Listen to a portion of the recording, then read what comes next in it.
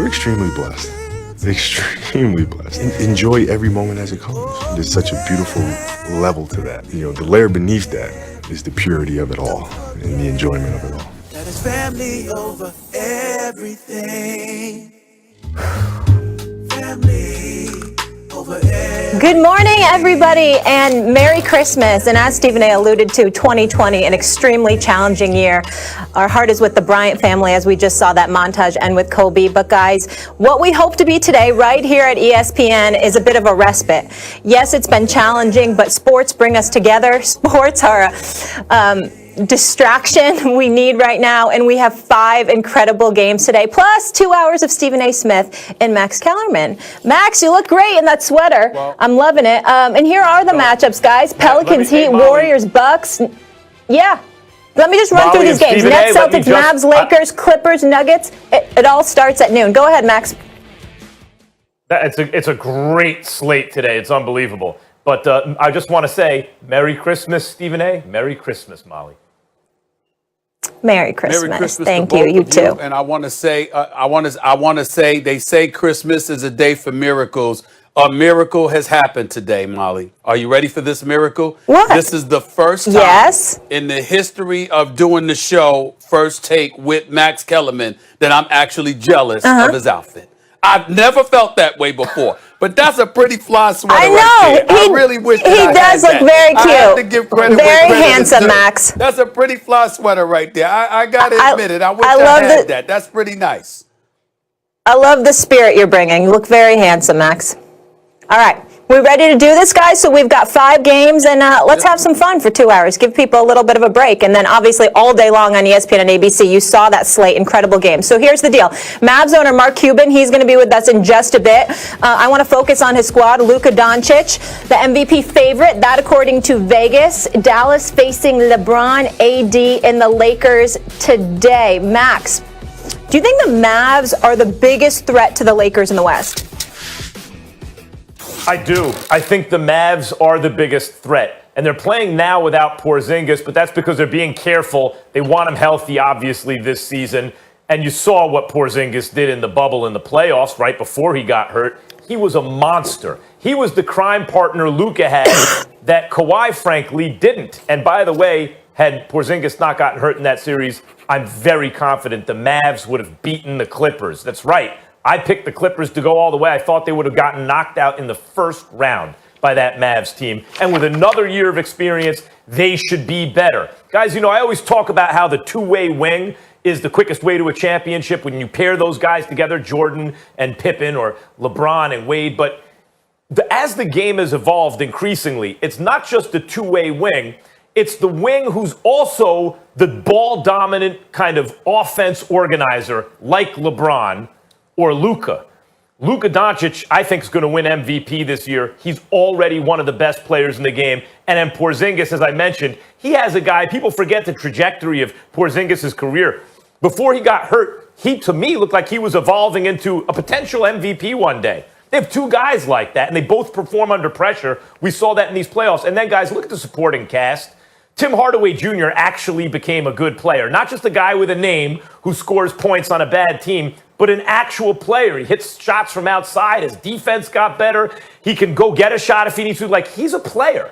And Kleba and Dorian Finney-Smith at the forward positions, or especially if Finney-Smith shoots like he did last year, guys, can bomb from the outside and defend. And now they have Josh Richardson. They gave up some shooting in Seth Curry. But the bottom line is Richardson's a better player. That's why he plays more minutes, because he can also really defend and he can hit some shots from the outside. Guys, I really think that this Mavs team, and finally, Stephen A., when you saw that Suns game, what impressed me is without Porzingis, because the Suns were getting after it. Without Porzingis, the Mavs are exceptionally well coached.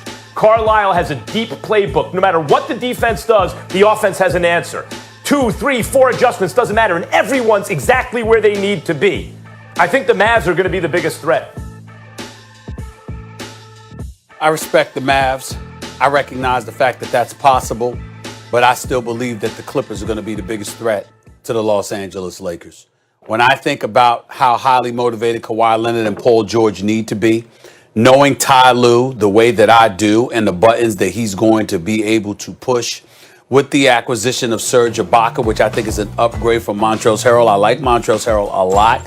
I like his energy. I like his verve. I like him, coming off the bench and what have you. That was great. But he's not Serge Ibaka, particularly come postseason time and particularly when it comes to being a perimeter threat and a rim protector. The combination of those two elements combined with the fact that Kawhi Leonard, the guy that you had as the best player in the world, at least until the playoffs ended just a few months ago, Max Kellerman, you had him as the best player in the world. I think this dude responds to the challenge because, damn it, he needs to. And as a result, him and Paul George, as formidable as they can be, I think they will be the number one threat to the Los Angeles Lakers because this is it. I don't think if you're the Clippers and Kawhi Leonard and Paul George can't get it done for you this year, they're not going to get it done at all. That's how I view it. And I don't think they're going to be able to beat the Lakers, but I do think that they'll be able to beat anybody else. And I think that that's what this is about. This is going to come down to that confrontation that we were waiting for all of last season. We were waiting desperately for it, and we were going to get it, but the Clippers wet the bed and gave up a 3-1 lead to Denver in the Western Conference semifinals. I don't think something like that is going to happen this year.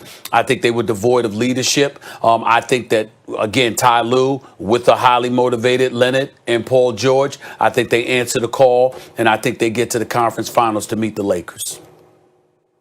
Well, Stephen A., it's true. I did have Kawhi as the best player in the world last year until the end of until they got bounced from the playoffs. But you're forgetting one important thing. It's a fluid list. The list is fluid, and it changes depending on stuff, Good just one. like Stephen's A list. It's a fluid list.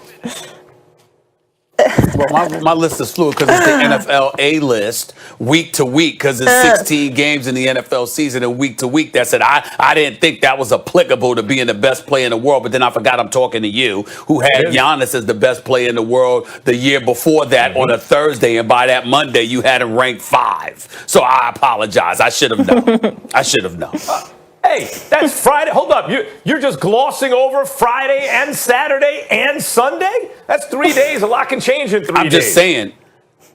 I'm just saying, how do you spend a year calling a guy the best player in the world and 3 days later, he goes from 1 to 5? I don't understand. It's called prisoner of the moment. You can have a bad weekend. I do it without many problems, to tell you the truth. I do it. I go to sleep at night very comfortably. Stephen A. Yeah, you do seem very relaxed. You need a cigar and some cocoa. No question, a little Bing Crosby. I don't think that Kawhi is, suddenly the 5th best player in the world. He may be the top under LeBron are tightly packed, but you could argue he's the 2nd best player in the world. My issue is not with Kawhi. And the Game 7 notwithstanding against the Nuggets, Kawhi is an extremely, historically great clutch player. Paul George isn't. Your second banana has to be a guy who performs under pressure. The reason I like the Mavs is I've seen that in Porzingis. There's nothing, he was not going to be stopped. I have not seen that in Paul George. We got basketball coming your way. Zion and the Pelicans tipping off in 2.5 hours here on ESPN, taking on the Heat. Zion's first Christmas Day action. Oh, he's got the Duke sweatshirt working today as he gets set to take center stage in the first of our 5 games today. And First Take will take you right up to tip-off. And here he is, Stephen A. Smith, getting ready to go. Merry Christmas, my friends. Great to see you. Merry Christmas, buddy. Let me start, though, with something that has been less than the best story in the NBA this past week, and that is the James Harden situation. Because as we get this season underway, it feels to me like the most important thing remains: when is James Harden going to get traded and where? So what is your sense after the fine and the suspension and everything else of where things stand right now with the possibility of Harden getting moved? Well, I think that we have to take into consideration what James Harden is trying to do here. The fact of the matter is he wants out of Houston, plain and simple. He no longer wants to be a Houston Rocket. That's really what this comes down to. And from the moment that he alerted them that he would like to be moved to Brooklyn, obviously the initial reaction was, hell no, we're not letting go of a guy that's averaged over 30 the last 3 years, one of the most prolific scorers this game has ever seen. But evidently they entertain phone calls and things of that nature, and they're not hearing the kind of offers that they want to hear.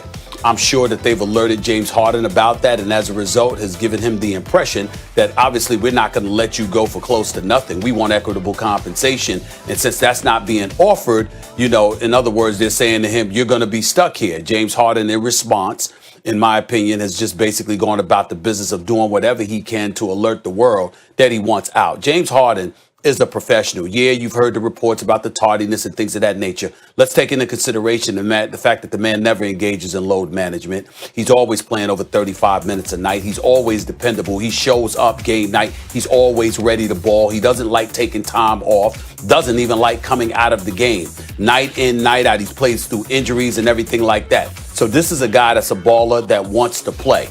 Why would he all of a sudden do this? The only thing that makes sense is the fact that he wants to be disruptive because he wants to force his way out of Houston because he recognizes just being professional and towing the company line ain't going to get him out of H-Town. In my opinion, that's what this is about. That's why you've seen some of the things that you've seen from him. He's trying to force his way out of Houston, and ultimately they will have to capitulate in some way, even though he's under contract for the next 2 years, because you can't have this kind of distraction going on throughout the season, particularly with a first-time head coach in Steven Silas at the helm. You're not giving him a fair shot. They know that. They're just trying to get the equitable compensation they're looking for.